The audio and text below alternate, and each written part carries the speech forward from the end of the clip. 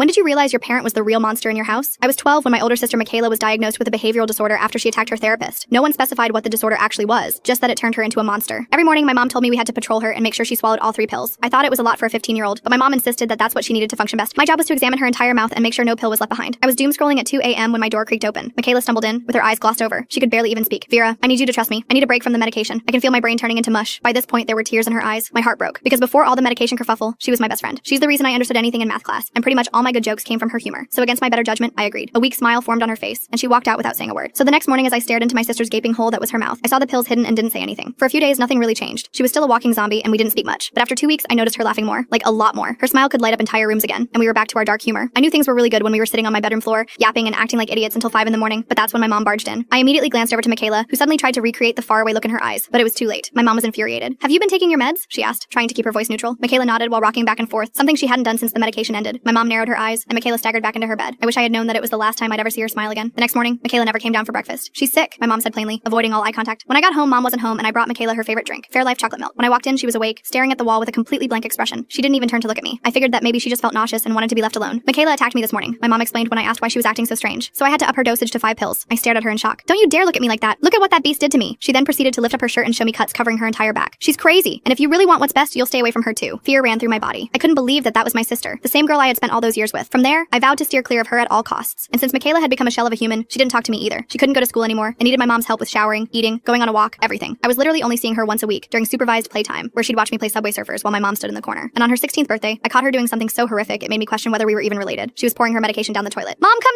now! I screamed, my voice filled with terror. My mom sprinted up the stairs. As soon as she saw what was going on, she yanked Michaela into her room and locked it from the outside. My mom gave me a hug and stroked my face. I'm so proud of you, honey. Within hours, 2 men arrived to take Vera to a specialized facility for medication-resistant patients. She fought them, screaming my name, begging me to understand. They sedated her right there in our living room. You did the right thing, Mom said, hugging me. Doctor, Harry says this place will fix her. They have special methods for girls who won't comply. That night, I couldn't sleep. Something felt wrong. I snuck into Michaela's room and tears were streaming down my face. I thought of all the times we used to laugh, when our biggest problem was which one of us got to have the TV remote. That's when I spotted something glittery in the corner of my eye. I picked it up and it was her diary. I opened that shade so fast, lol. It was dated the day before her dosage was upped to 5 pills. I look more like our dad than Vera, and Mom hates me for it. She's lost her effing mind, and Vera believes every word she says. I'm scared. That was her last entry. My heart dropped. Suddenly, it all made sense. Why my sister had become so helpless. Why I wasn't allowed to talk to her. My mom wanted her to be a puppet. Full story on channel, link below.